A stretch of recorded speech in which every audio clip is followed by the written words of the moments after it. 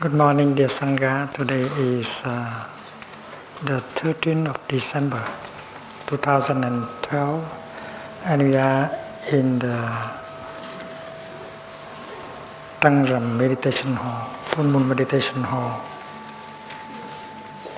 New Hamlet, in the winter retreat 2012-2013. Last time we spoke about home, and we know that once we are home, we no longer feel lonely. We feel at home, warm, comfortable, safe.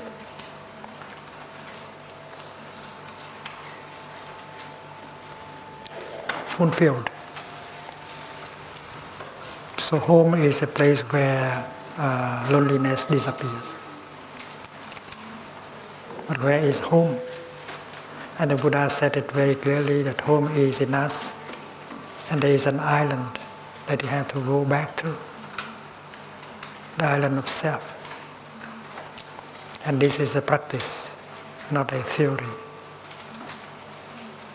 Loneliness is the ill-being of our time. We feel very lonely, even if we are surrounded by many people.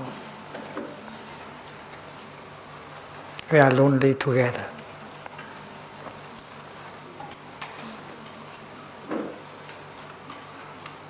And there is a vacuum inside of us. We don't feel comfortable with that kind of vacuum, so we try to fill it up by connecting with other people. We believe that when we can connect with other people, and then the feeling of loneliness will disappear. And technology supplies us with a lot of devices in order to connect, stay connected. We always stay connected, but we feel lonely, continue to feel lonely. We check email several times a day. We send email several times a day. We post messages every time a day. We want to share. We want to receive. And we get busy during the whole day in order to connect. But that does not help with loneliness, with reducing the amount of loneliness in us. This is what happens in the present moment in our modern civilization.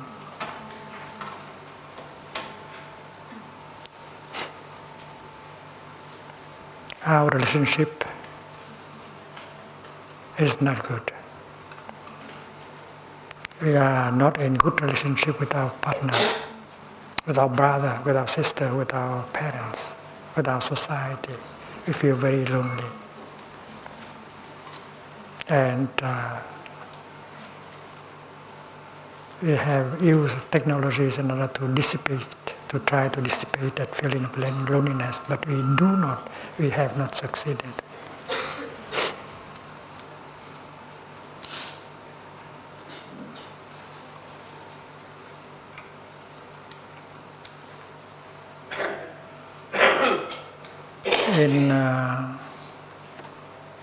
In the tradition of Plum Village, every time we sit down on our cushion, that is to connect with ourselves. Because we In our daily life, we are disconnected with ourselves. We walk and we don't know that we are walking. We are there, but we do not know that we are there.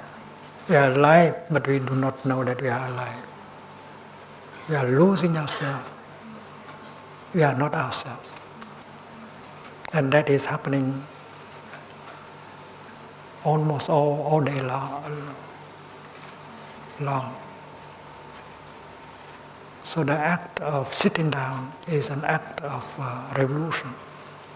You sit down and you cut off, you stop that state of being, losing yourself, not being yourself. And when you sit down, you connect to yourself, and you don't need an iPhone or a computer to do that.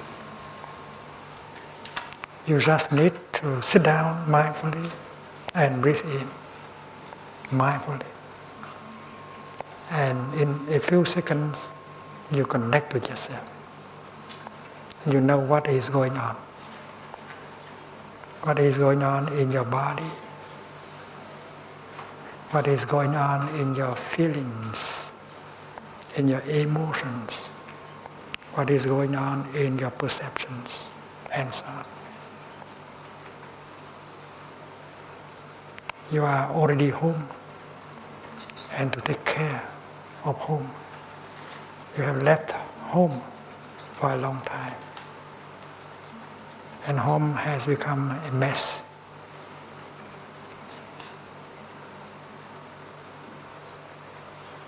So going home means to sit down and be with yourself and connect with yourself and accept the situation as it is. It is a mess, yes, but I accept it. Because I have left home for a long time, I have allowed things to happen like that at home. So now I'm home, I will rearrange everything. And with my in-breath, my out-breath, my mindful breathing, I begin to smile at everything. And I will tidy up my home. I allow my body to release the tension while breathing in and breathing out. And the Buddha told me how to do that, how to breathe in and how to release the tension in my body. I'm aware of my feeling of loneliness, of sadness, of fear, of anxiety. I smile to the feeling of loneliness, of fear, of anxiety. I say, my dear loneliness, I know you are there. I'm home to take care of you. And you make peace with your loneliness. You make peace with your fear. There's a wounded child in you. You recognize her, you recognize him, and you embrace him, her, tenderly in your arms. That is the act of going home and taking care of home. Every time you make a step, whether you are breathing in or breathing out, you go back to yourself. Every step brings you home to the here and the now, so that you can connect with yourself, your body, your feelings, and that is a real connection. And you don't need a lot of technology to do that. And this is the revolution. This is the way to heal ourselves and our society. We are losing ourselves.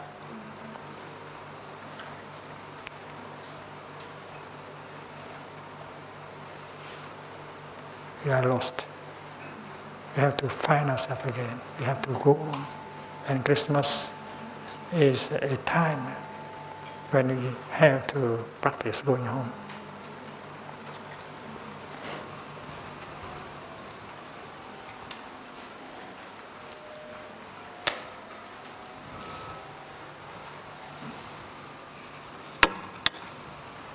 there is a illusion of connection. You think with that technology, with these devices, you can connect, but you cannot really connect. How can you connect with another person when you cannot connect with yourself? So the teaching of the Buddha, going home to the island of self, is the way to heal our society, to heal ourselves.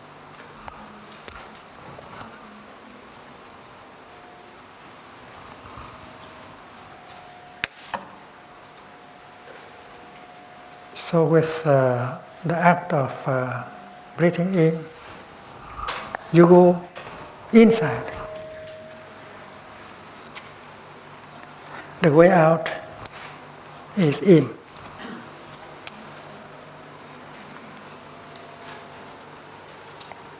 When you take a step, you go in yourself, because that step brings you home to the here and the now, help you to connect with your body. Your body is your breathing. Your body is your feet. Your body is your lungs. And you are connecting with body, with feet, with breath, with lungs. You are home, because body is part of your home. When you spend 2 hours with your computer, you forget entirely that you have a body. And without your body, how can you be alive? So in Plum Village, many of us program a bell of mindfulness in our computer, and every 15 minutes we hear the bell. And we stop working, we stop thinking, we go back to our in-breath, we enjoy breathing in, and we connect with ourselves, and we smile. We become alive again. We know that we have a body, which is a wonder. Our body is a wonder. And connect is, first of all, connect with body. And then there is a feeling, whether that is a feeling of sadness, or anger, or loneliness, it is us.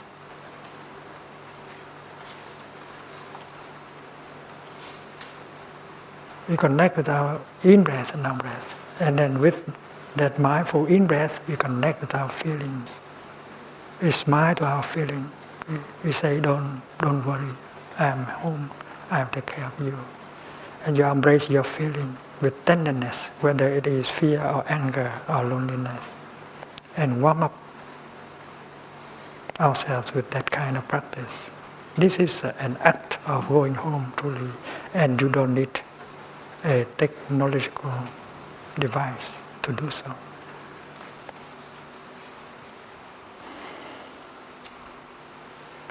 Be a home for yourself. The Buddha said, be an island unto yourself.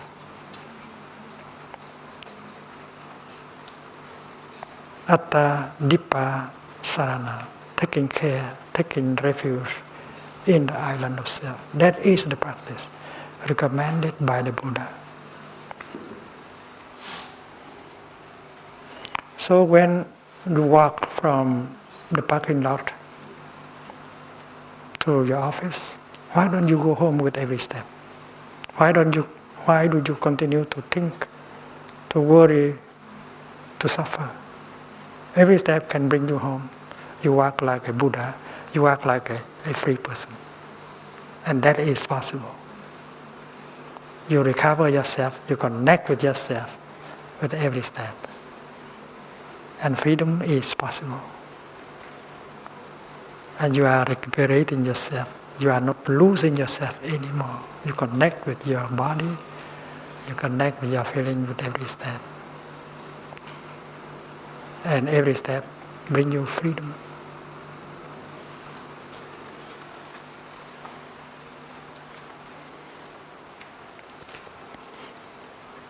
And if you can find a home for yourself,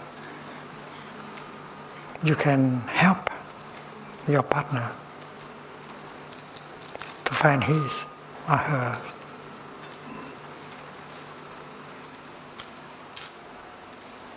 Because she is lonely also. He is lonely also. And he is looking for home, for some warmth, some safety. And that is why once you have got a home, you can go to your partner, you can go to the other person. And since you have a home, you are in a position to help him to have a home also. And you are confident because you know how to connect with yourself, how to have a home for yourself. So that confidence in you will inspire him or her to do the same. She can find a home in you, and then she will lean on that in order to build a home in her.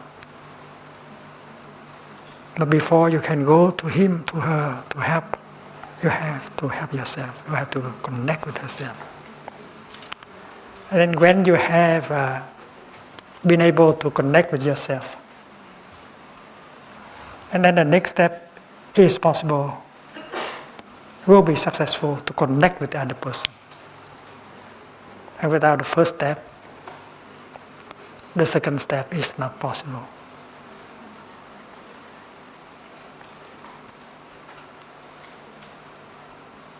And you don't really need an iPhone or something like that. You need your eyes to look at him with compassion.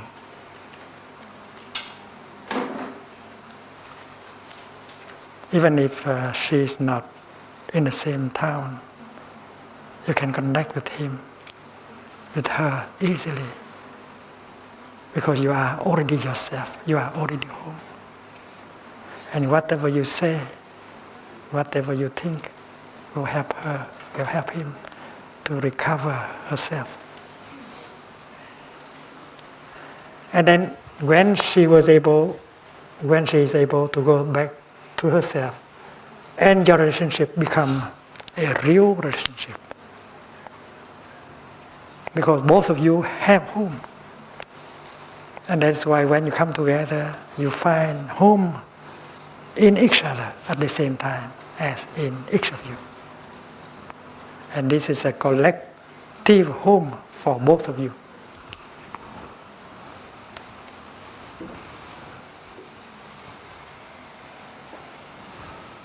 There's a home here, there's a home here, and there's a collective home here.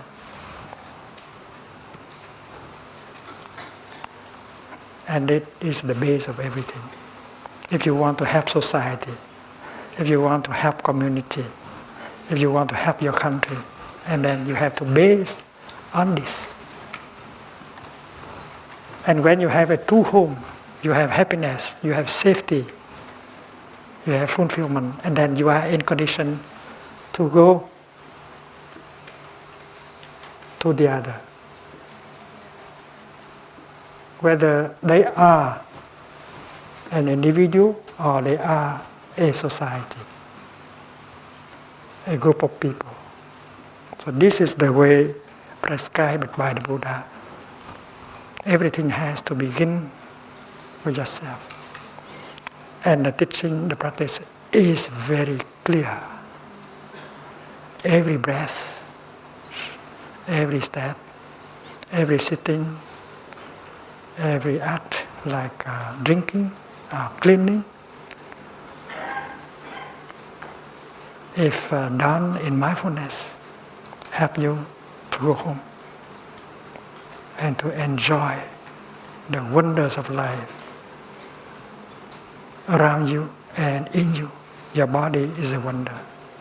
And the hill, the clear streams of water, they are all wonders. And they have the power to heal.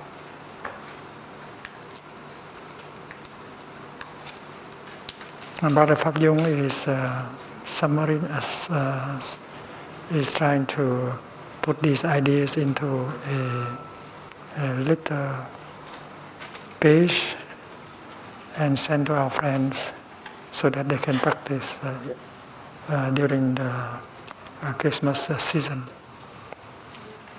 The practice of going home to heal ourselves and help heal the world.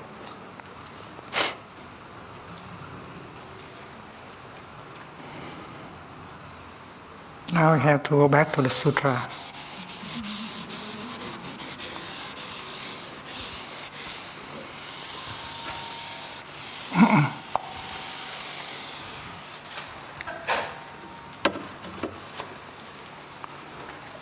We know that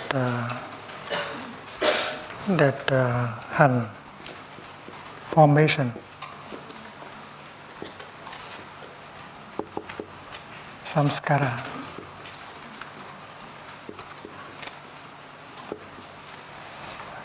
samskrita, samskara.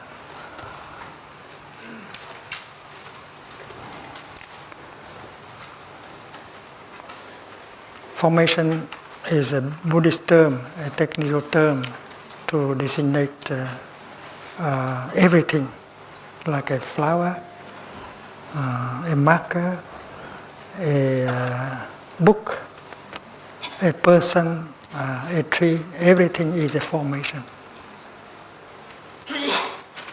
We don't see things, we don't say things, but we say formation. Or sometimes we call them Dharma, Pháp.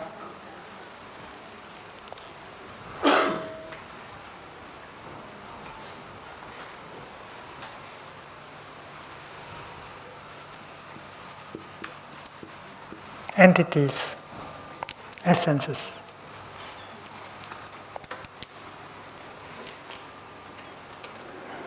The cloud is a Dharma. The cloud is a formation. The rock is a Dharma. The rock is a formation. As far as teaching is concerned, the Dharma should be in capital letter. The D should be in.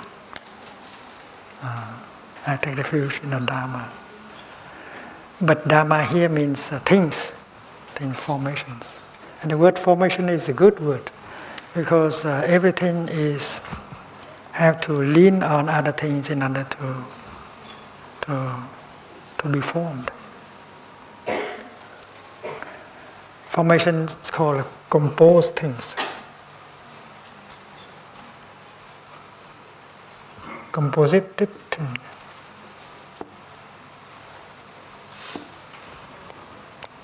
An agglomeration, a coming together of many elements.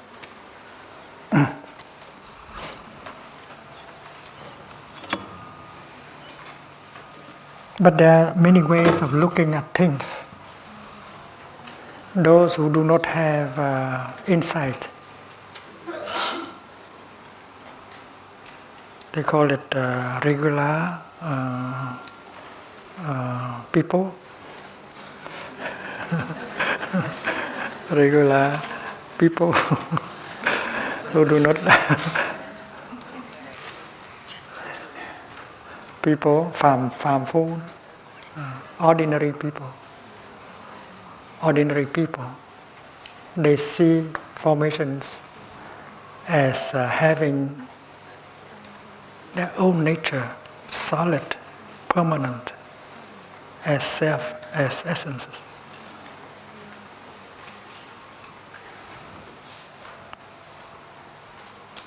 They see formations as self and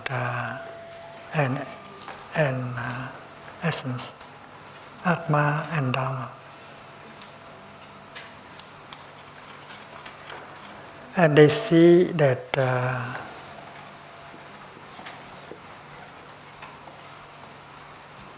there is action, there is an actor, and there is a person who received the fruit of the action.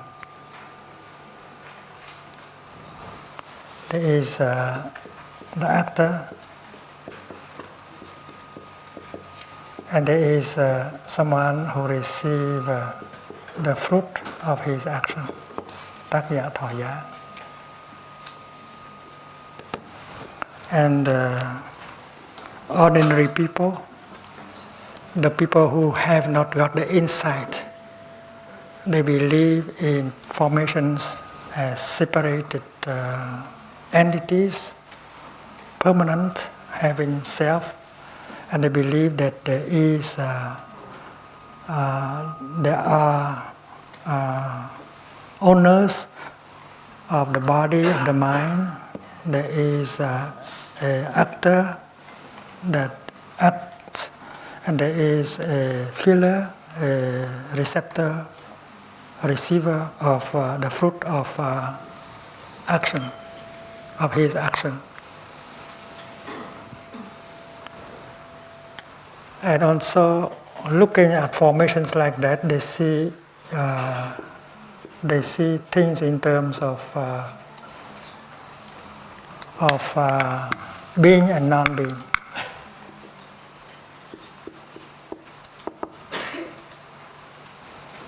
Bhava and abhava. They look at things in terms of being and non-being. They look at things in terms of actor and receiver. And they also see birth and death, production and destruction, creation and destruction. So this is the historical, in the historical dimension. We see there is birth and death, being and non-being, actor and receiver, and all these phenomena that exist outside each other, having separate own nature, and that is the conventional truth. But when we look more deeply, we touch the ultimate truth, which is of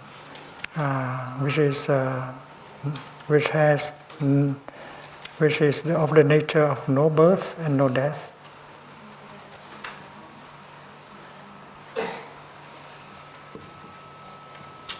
Vô sinh diệt, vô hữu vô. No being, no non-being. No actor, no receiver.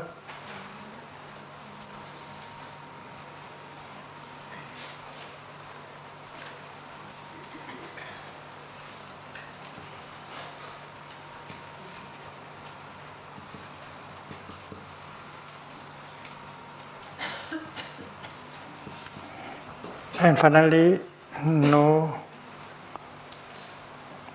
formation.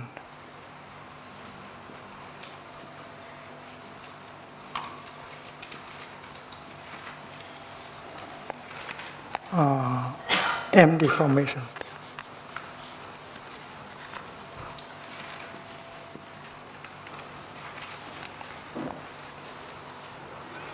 And this sentence, this utterance of the Buddha can be found in the Itivuttaka.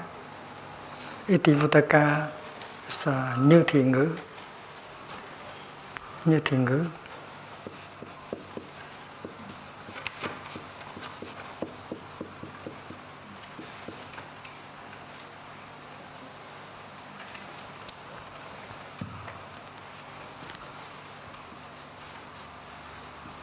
And also in the Udana, vô vấn tự thuyết.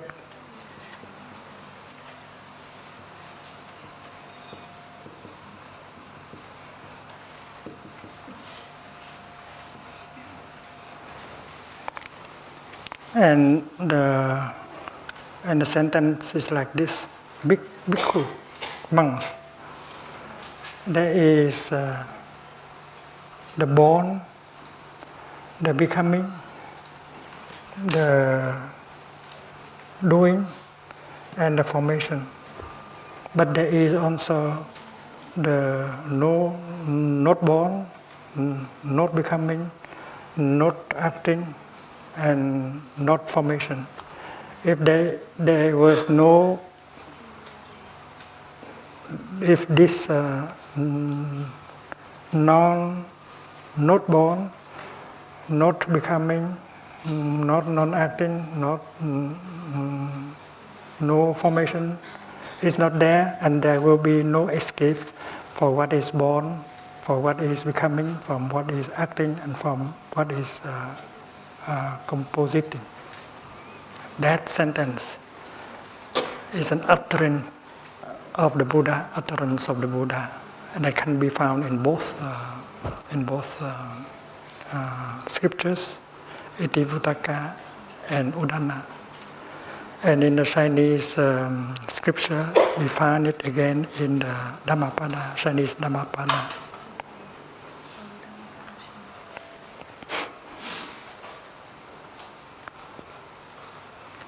So if we base on this, we can set up 5 kind of nidanas. First of all, there is ignorance, avidya. And because of ignorance, you see the world as formations.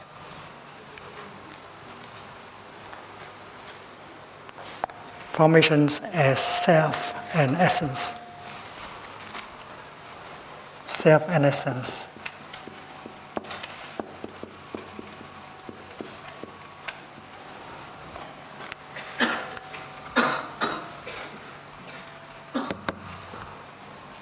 And that is why you can see the owner, the actor, and the receiver.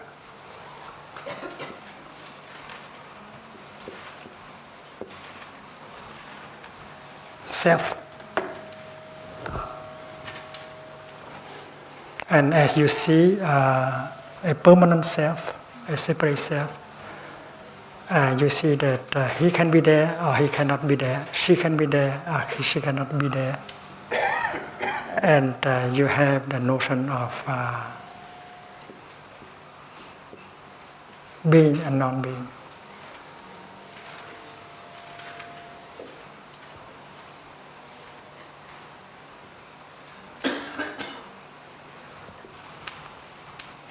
So you have 1, 2, 3, 4 nidanas. And as you see things in terms of being and non-being. You see all things also in terms of birth and death.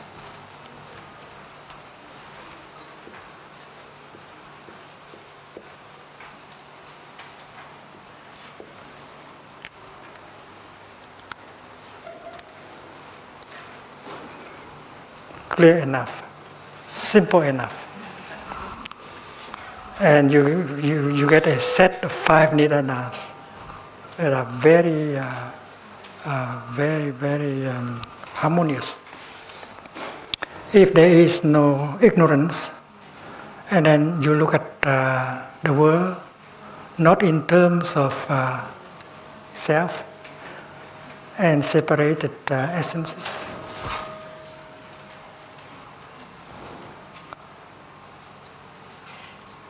So the stilling, the pacification of the formations, you see formations not in terms of self and separate own beings, but you see them as co-arising.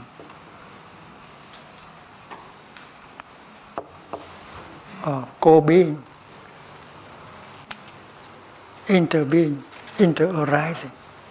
You see in the light of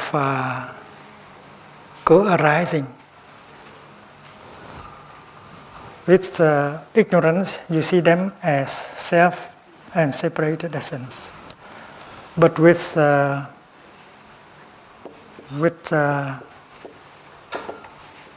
insight, which means with right view,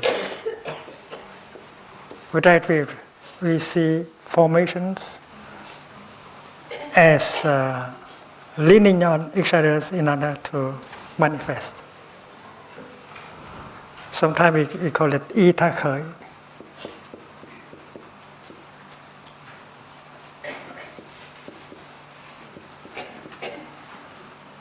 Basing on other things in order to arise. This is a parakalpita, paratantra.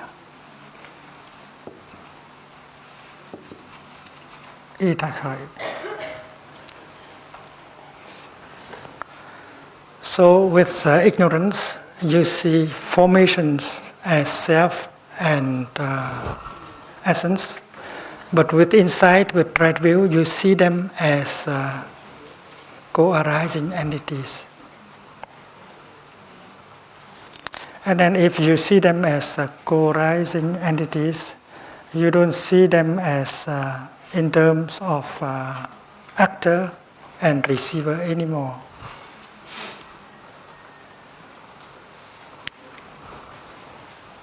No self.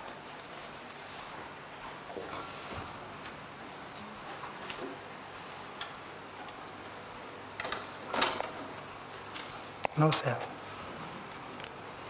There is the rain, but we don't need a rain to make the rain.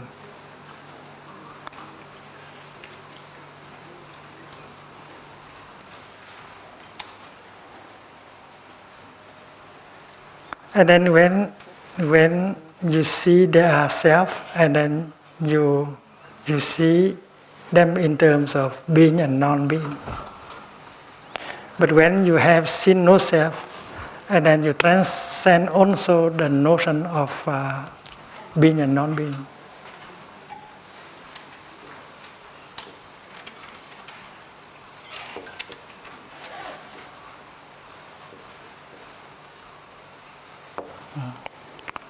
So over here, with ignorance, to be or not to be, that is the question.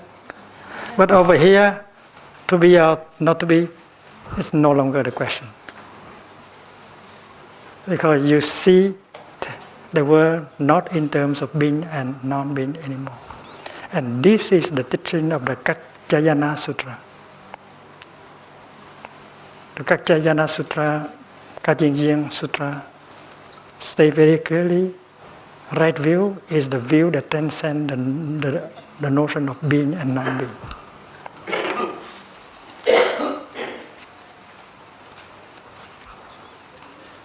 And as you touch the nature of no being, no non-being, you touch the nature of no birth and no death.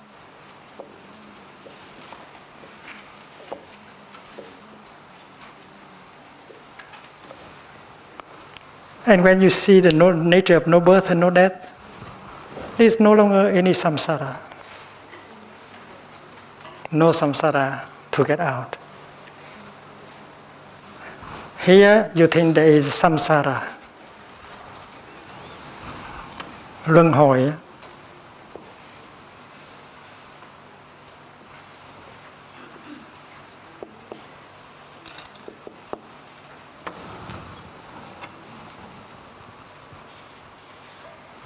No samsara.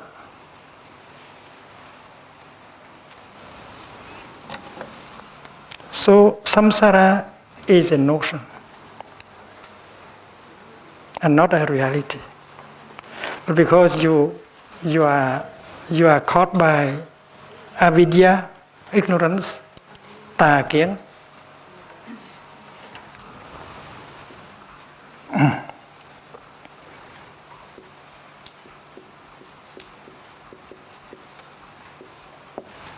that is why you see formations as having self and essence. That is why you see self and non-self. That's why you see being and non-being. That is why you see birth and death. But with right view, you look and you see that everything lean on each other in order to arise. You see the true nature of emptiness, And you see there is no self at all, there is no being and non-being, there is no birth and no death, and you don't see any samsara to get out. If there is a samsara, and then you have to struggle in order to get out. But if there is no samsara, there is no problem. You don't need to struggle in order to get out of luân hồi anymore, of samsara anymore.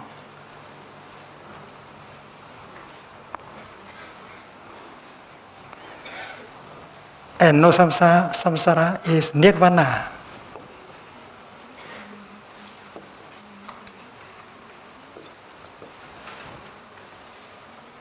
Is a samsara.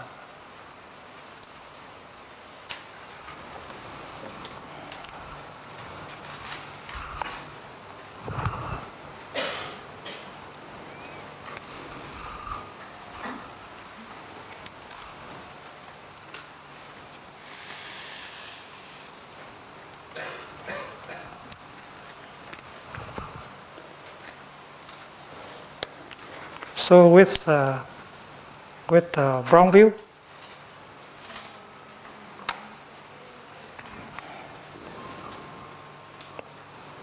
you see things in this way, and you are caught in samsara. And with right view, you see things in this way, and suddenly you don't make any move, and you are not in samsara. It's not a problem of traveling from samsara, outside of samsara, but the way of looking at things. So this is a problem of knowledge, salvation by knowledge, by insight. And that is why we have to look at nidanas in terms of epistemology.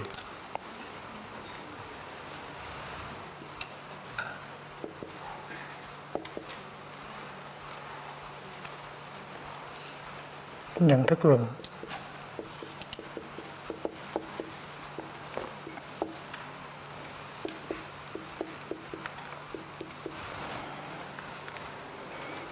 And the nidanas, the 12 nidanas that we used to see a lot in the sutras, they are not expressed in terms of epistemology, nhận thức luận.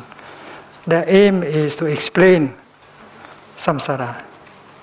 The aim is to explain the continuation of birth and death. It's Buddhism, but you have to put things at their right place.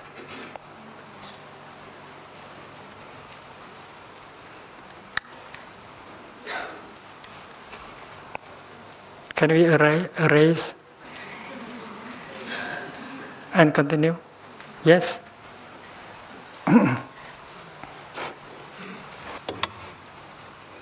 And you can also go from the other direction, and it still works wonderfully.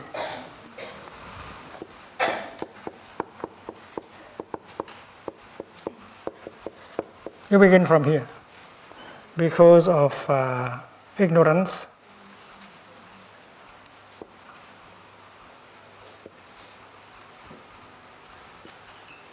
you see the world in terms of birth and death.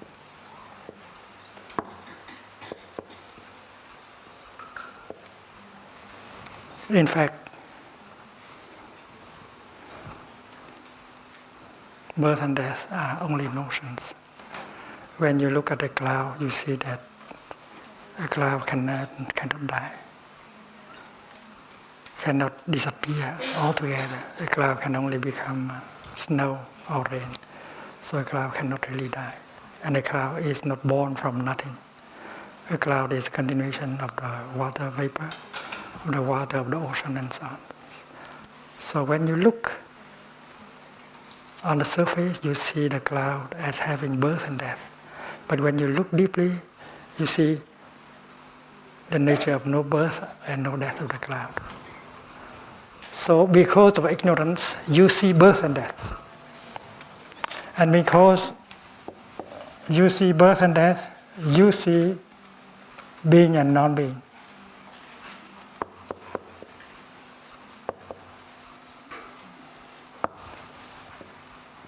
And because you see things in terms of being and non-being, you see that self, doer and receiver, self. I am not you. Father is not son.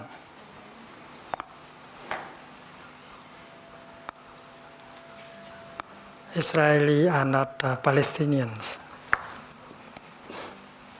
And when we see self like that, we see formation as self, and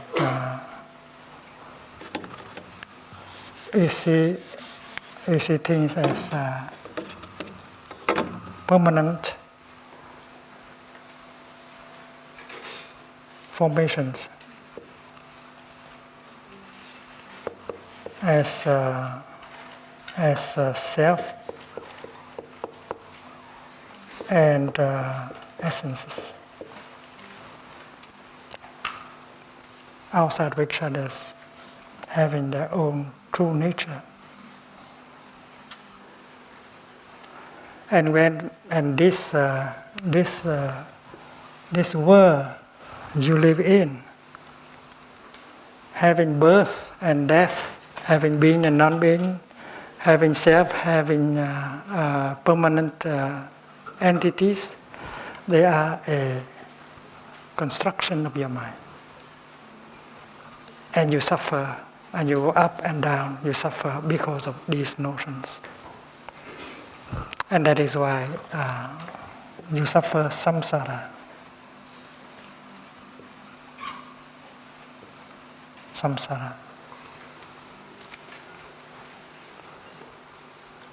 So, according to the sutra, if Tivutaka and Udana, you can begin with birth and death, being and non-being, doer and receiver, and formations. But you can do the other way because of ignorance. There is this world of mental construction, and in the world of mental construction you see self, you see being and non-being, you see birth and death, and you suffer samsara. And what is wonderful is that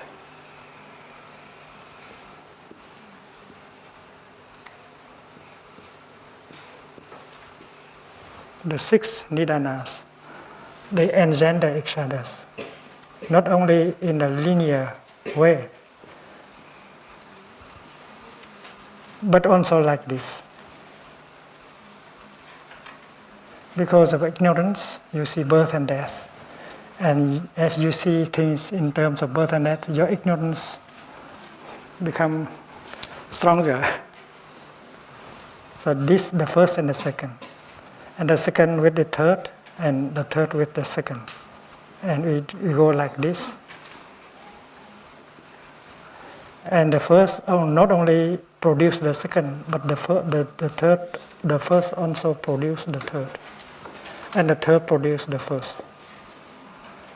And the same thing is true with the fourth, the fifth, and the sixth, and vice versa. So one of the nidanas contribute to strengthen, to form the other nidanas. So we are not in a linear structure, and this is more of the Buddhist insight, because according to the Buddhist insight, there is no first cause. There is no first cause. The notion of first cause is contradictory to itself, because we need a cause for everything. It would not be satisfying if there is something without cause. So the first cause is absurd. And in Buddhism, every cause is at the same time an effect.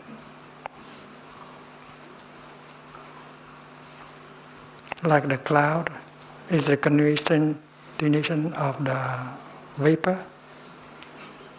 It is an effect, but it is also the cause of rain. So cause must be effect at the same time.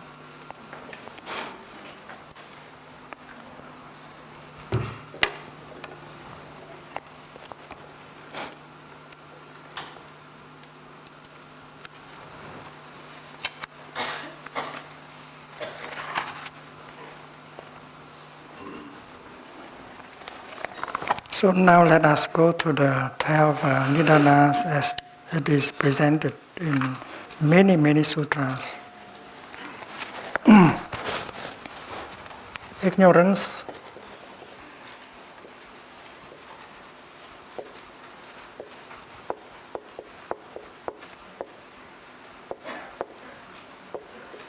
leaning on ignorance,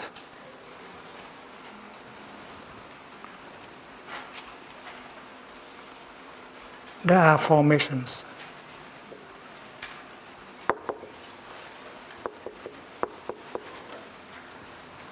And leaning on formations, there are consciousness.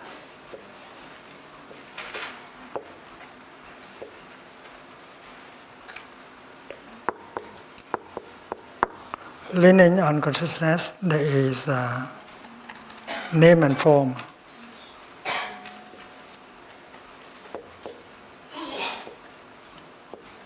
Danh sắc.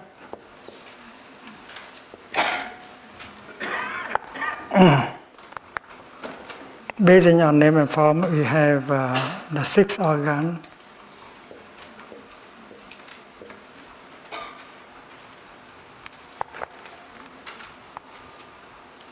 Lục nhập.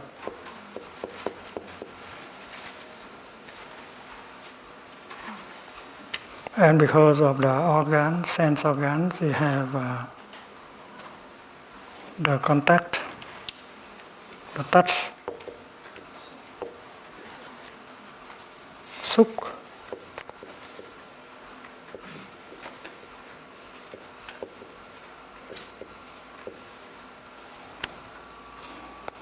leaning on contact, we have feelings,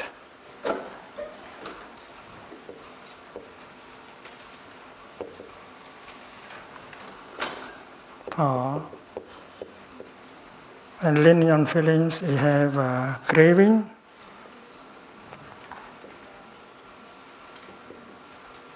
I, and because of craving, we are caught, grasping,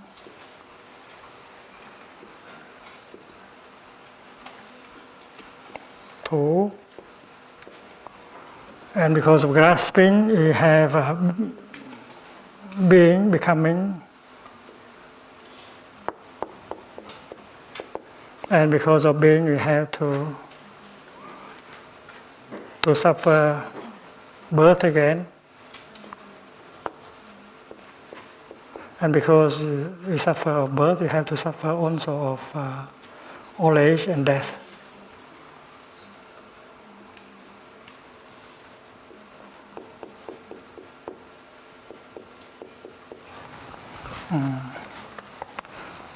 So last time we see that there are many weaknesses in this kind of presenting. First of all, it is presented in the linear way.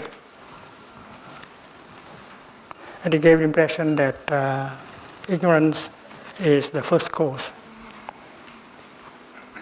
But everything here contributes to strengthen, to make ignorance. So it's better to follow this way of presenting the nidanas. Not only ignorance create formation, but also formation, the way we see things, strengthen ignorance. And the same thing is true with all the other nidanas.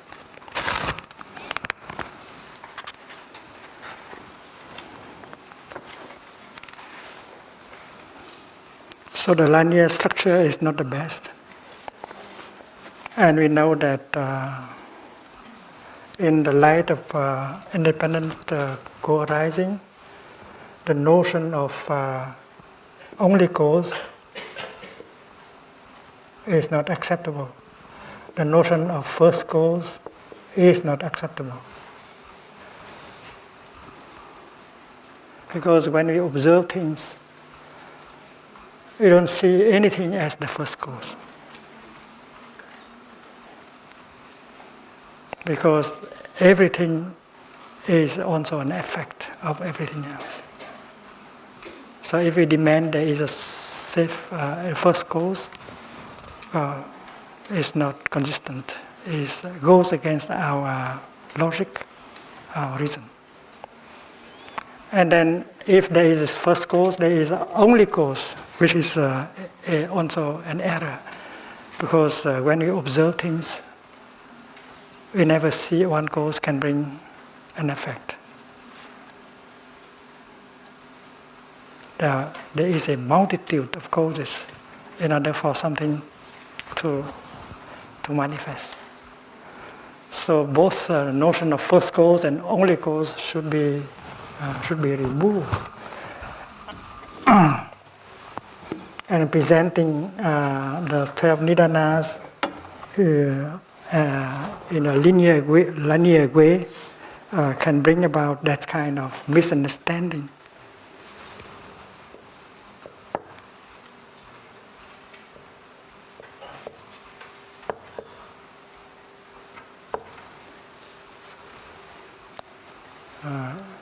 It leads to misunderstanding. The second weakness of the set is that in presenting like this, and then we cannot explain samskara as formations in the original sense anymore.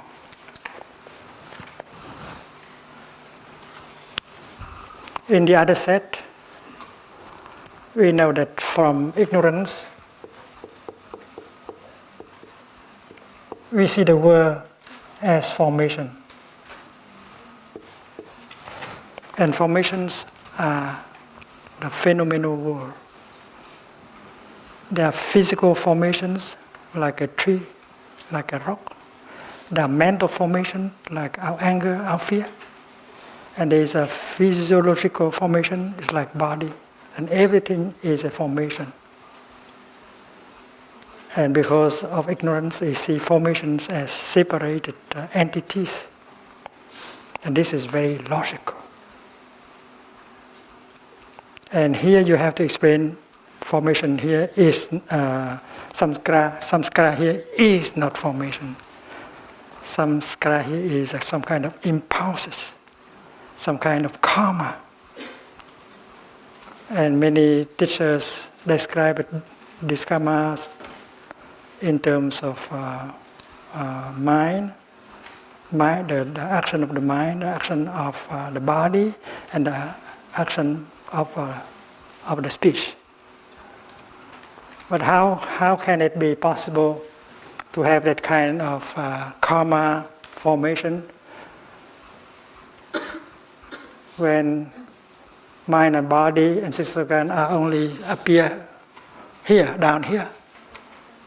So it's not logical that formation as explained as karma, as action, karma come first, and then the action of the mouth and of the body and of the mind come later on, much later. That is the second weakness.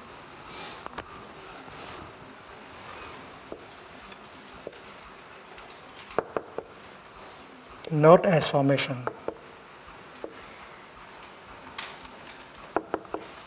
Formation should be understood as dharmas, as phenomena, as formations, as composite things.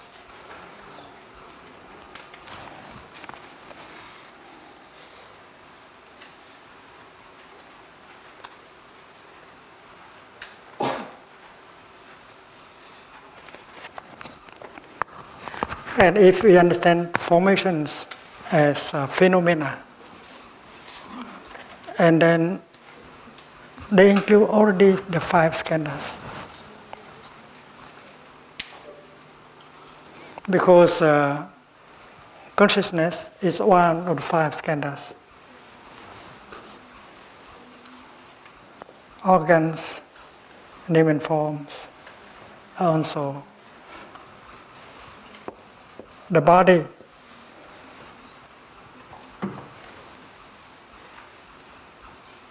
Also already belong. It is also already a formation. The 5 skandhas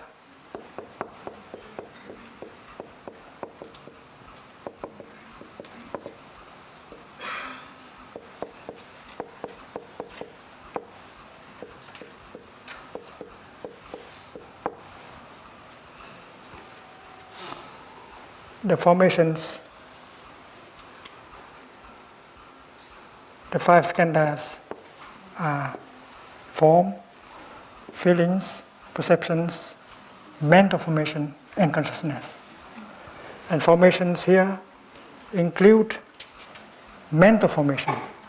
Formation here is all kind of formations. Hiểu không? Formations here include physical formation, mental formation, and physiological formation. And that is why if we understand formation as all kind of formations, and then consciousness already appear here,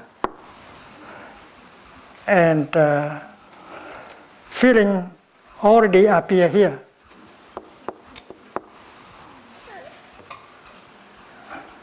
the 6 organs already appear here, and also consciousness also is here. So formations here means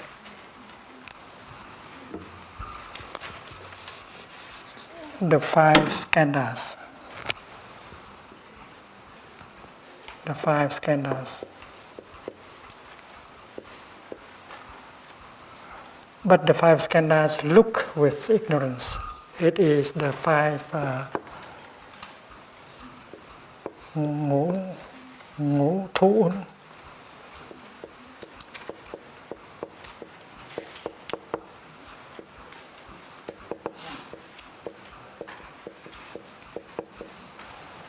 Năm thủ uẩn. Upadana skandhas.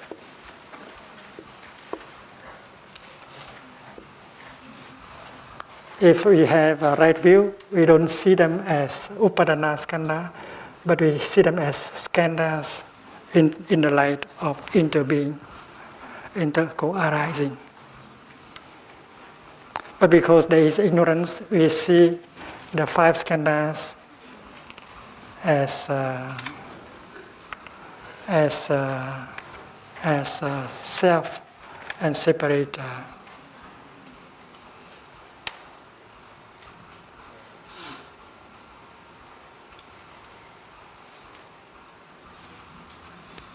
So all these things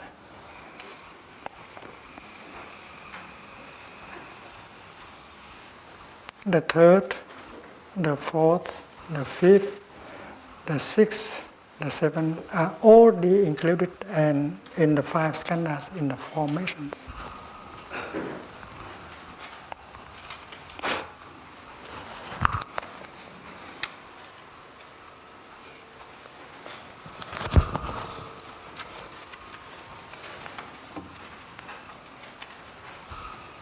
And it is possible to remove them. They are not necessary. They are all included in formations. Năm thủ uẩn nó khác với 5 uẩn. 5 thủ uẩn là có ngã, có pháp, còn 5 uẩn mình nhìn dưới ánh sáng của vô ngã thì nó không có bó buộc mình.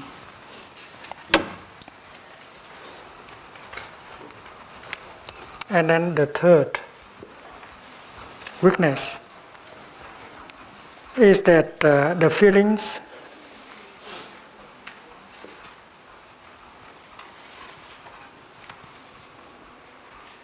bring about craving.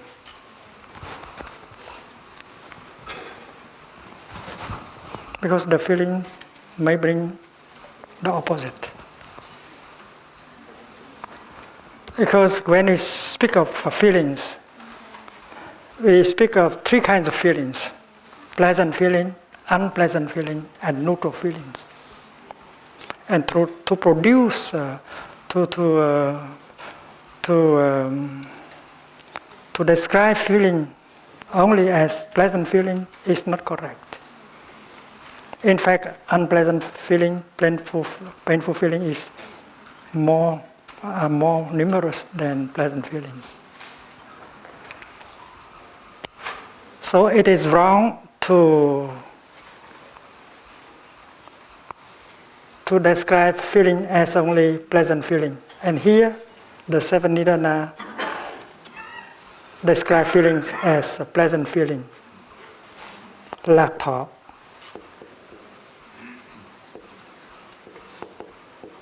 It's very clear, because if it is a painful feeling, and people will not crave for it. And that is the weakness of this set. If it is a painful feeling, and it will not lead to craving. It leads to aversion. It leads to a tendency to run away, to suppress, to destroy.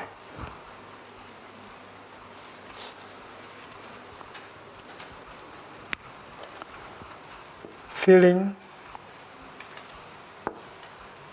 is only pleasant feeling.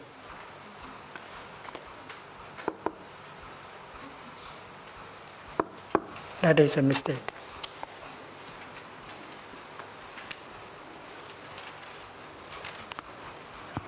And the fourth is that we blame on the five skandhas. We blame on our mind and body as the cause of craving, of grasping. But great beings like Buddhas and Bodhisattvas, they also have a mind and body. They don't have six sense organs. But why they don't produce craving and attachment? So that is not nice to blame everything on the five, on the body and mind, on the six sense basis, right? And here it looks like mind and body, six senses can only bring about grasping and craving, and this is not fair. You blame everything on mind and body. Why the body and mind of a Buddha can generate a feeling of compassion, of detachment, of equanimity.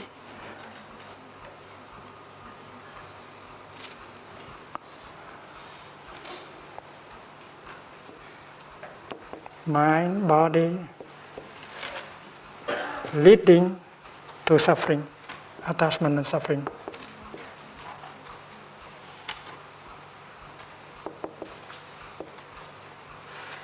Namely to craving and attachment. So in order to be fair, we have to mention all three kinds of feelings here. And we have to mention also not only craving, but aversion.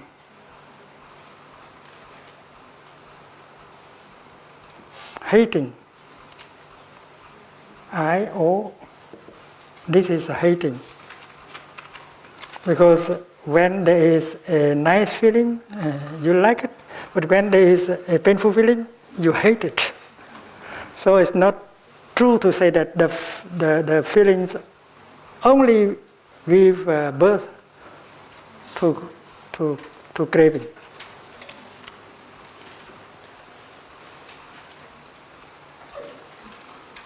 And it's not fair to blame all the suffering to the 5 skandhas.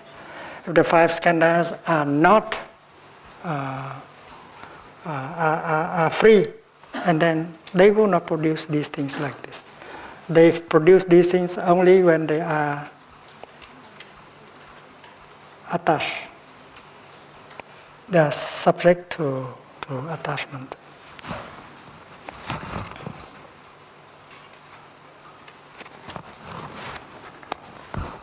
And then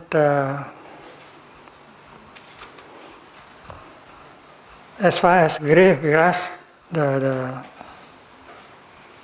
9 nidana is concerned, to say that is attachment is not complete, you have to say the opposite, which is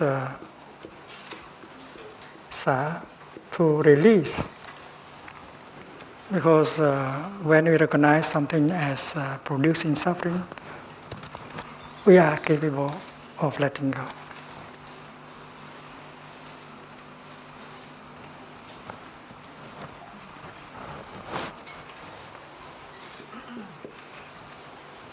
Letting go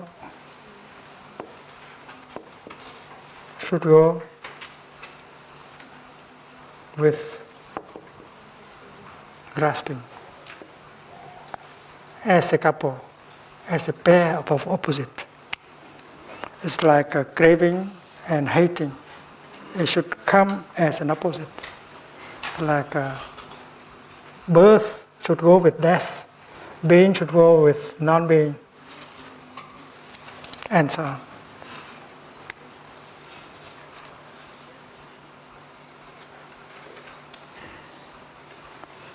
And the next weakness is that being is named here as the cause of birth and death and old age.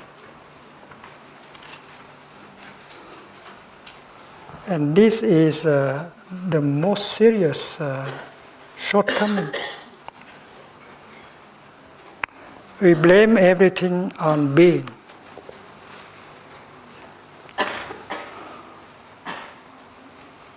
We blame that if we suffer because of being.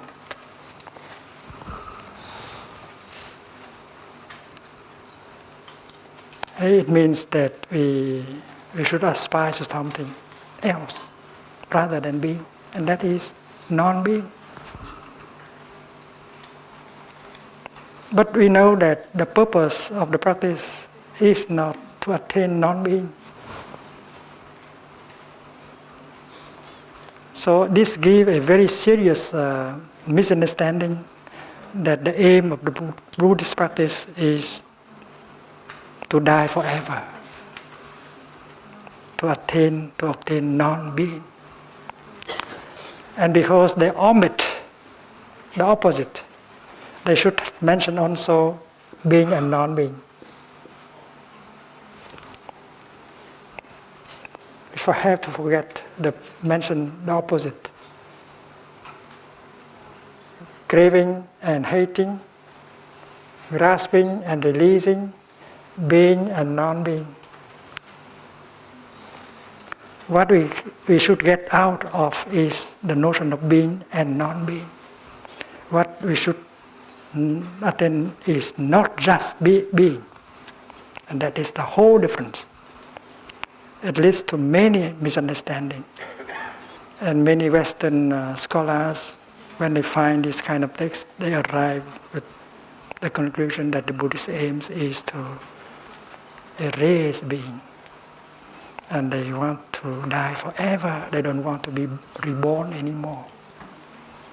But vô sinh, the aim of the practice, cửa vô sinh mở rồi. It means vô diệt, bất diệt.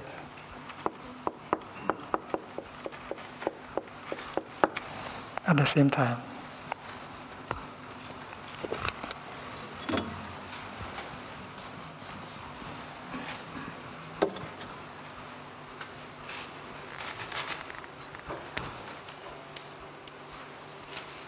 Being should go with non-being. In order not to give the impression that the Buddhists are looking for non-being so that they will not be born again. The Buddhists are very afraid of being born. That's not true. Because you like to sing happy birthday to you. And what we don't like is the notion of birth and death. So we have to bring death here, up here, which is a pair of opposites. And the purpose of the practice is to transcend all these notions, birth and death, being and non-being, grasping and releasing,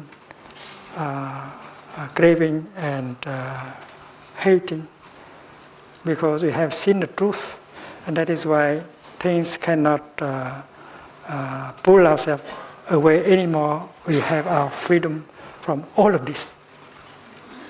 And if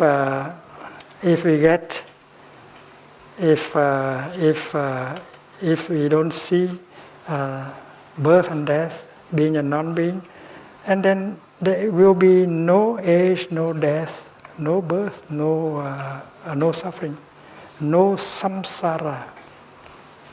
So this is samsara.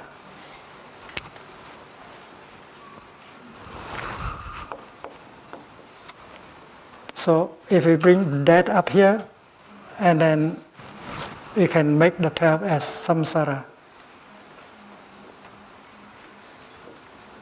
Luân hồi.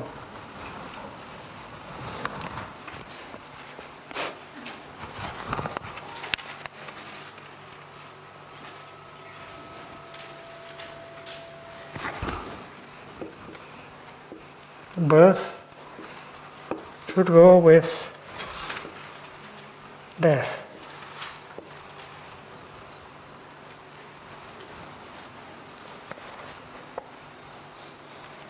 And when we are free from birth and death, naturally we are free from samsara.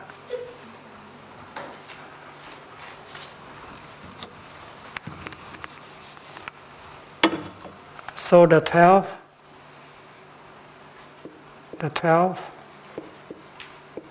may be called samsara.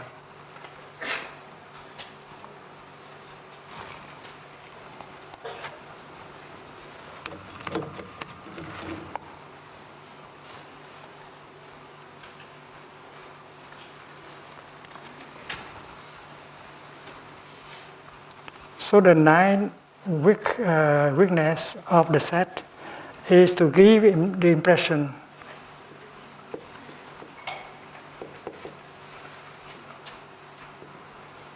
that the Buddhists they only like one thing, non-being. That non-being is them. Eternal death is the aim. This is very serious.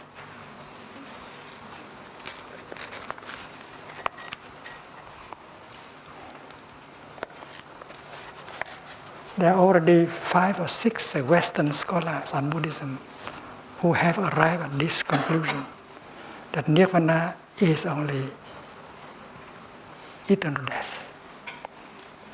That follow maybe a period of 20, 30 years when the saint is still alive. When the Arhat is still alive, he experienced some Nirvana. And after he died, he will die forever. And that is Nirvana. Nirvana Uttamo.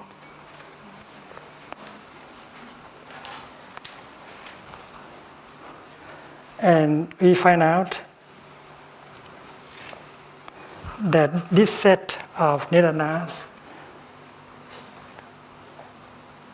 aim at explaining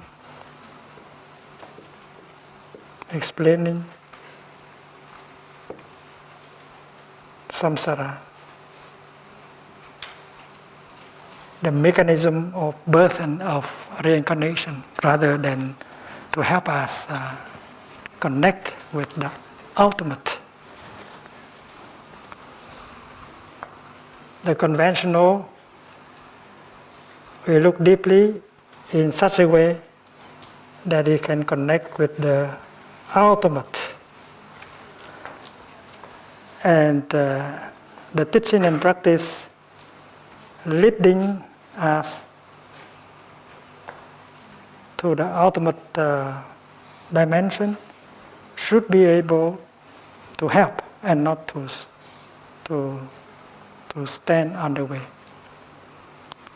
So this way of presenting the 12 links can be useful elsewhere, but not in the teaching of the middle path, because this teaching is không liệu nghĩa. This teaching does not help us to be connected to the ultimate reality, because it is against the middle path. The way it is presented, there's only one side. Craving without hating, grasping without releasing, being without non-being, birth without death. So this has no epistemological purpose. This is not presented in the light of the practice of looking deeply, of meditation, because we know that in Buddhism, salvation, liberation is made not by prayer, but by looking deeply. And when you look deeply, you get the insight, and you get out of notions of birth and death, being and non-being, self, and phenomena as separate real entities. And when you have seen that, samsara just disappear. You don't have to get out of samsara. There is no samsara at all. Why do you have to struggle in order to get out? Do you think that the cloud has to struggle in order to get out of birth and death? It is now free of birth and death. And we also. Our nature of the nature of no birth and no death. And we know that science has come, have got a glimpse on that also, because the first law of thermodynamics tell us that there is nothing born, nothing died. The law of the conservation of matter and energy tell us that you cannot create matter, you cannot destroy matter, you cannot create energy, you cannot destroy energy. Energy and matters, their nature is no birth and no death. Rien ne se crée, rien ne se perd. But science has not been able to make use of that insight in order to deal with their suffering, with the suffering of the scientists. And if we work only with our mind, we can see that freedom is possible, nirvana is possible. The realm of no birth and no death is there. But still we continue to suffer, like someone who have found a well so deep, they know that there is water, they can see the water. But they don't have an instrument in order to get the water down from down here to up here to drink. So although scientists have agreed that there's nothing born, nothing died, but I still suffer of the fear of birth and death, being and non-being.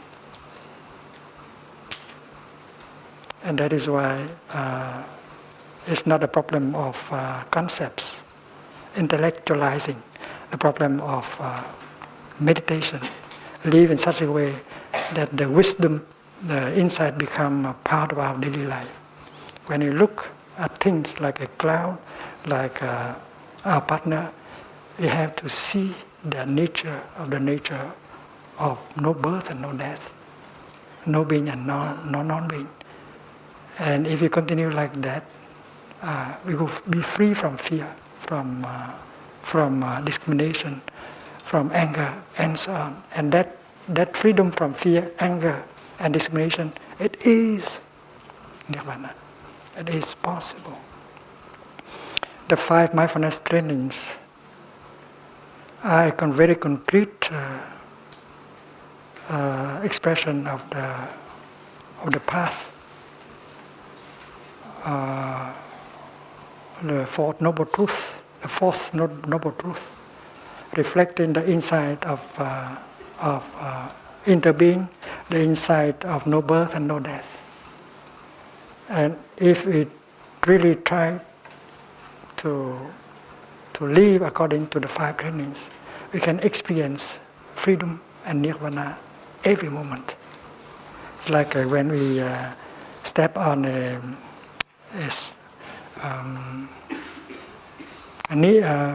cái gì đấy, cái gai ấy. Thorn. When we step on a thorn and we got the thorn inside of our flesh, we suffer.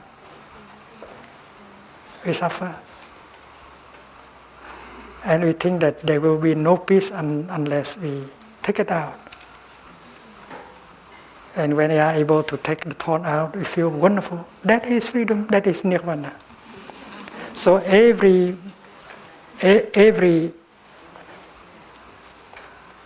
afflictions like anger and fear and loneliness, they are like thorns. And we suffer because the thorns are in there. So if we can extract one thorn, we experience one freedom. And we have nirvana, that part of nirvana. So to remove afflictions like fear, anger, despair, loneliness is possible. And if you feel free and light, that is nirvana. Don't say that nirvana is something abstract, far away. It is possible in the here and the now. With every step you make in mindfulness, you get free. And that freedom is nirvana. Free from the past, free from the future, free from your worries, that is nirvana. So there are 2 kinds of obstacles for nirvana. The first one is afflictions, phiền não.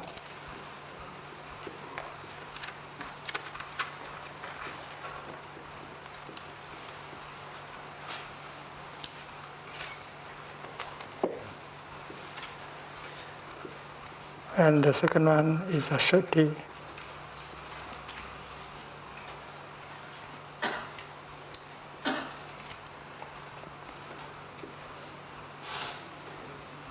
Anger, fear, despair, afflictions, and our prejudices, our wrong perceptions. Perception of being and non-being, perception of self and no self. All these are obstacles for nirvana. As we remove one by one our afflictions and our wrong perceptions, we enlarge our freedom. And that freedom is nirvana, in the here and the now. And nirvana is not eternal death like people say. Thôi khỏi nói tiếng Việt hả? Is clear enough?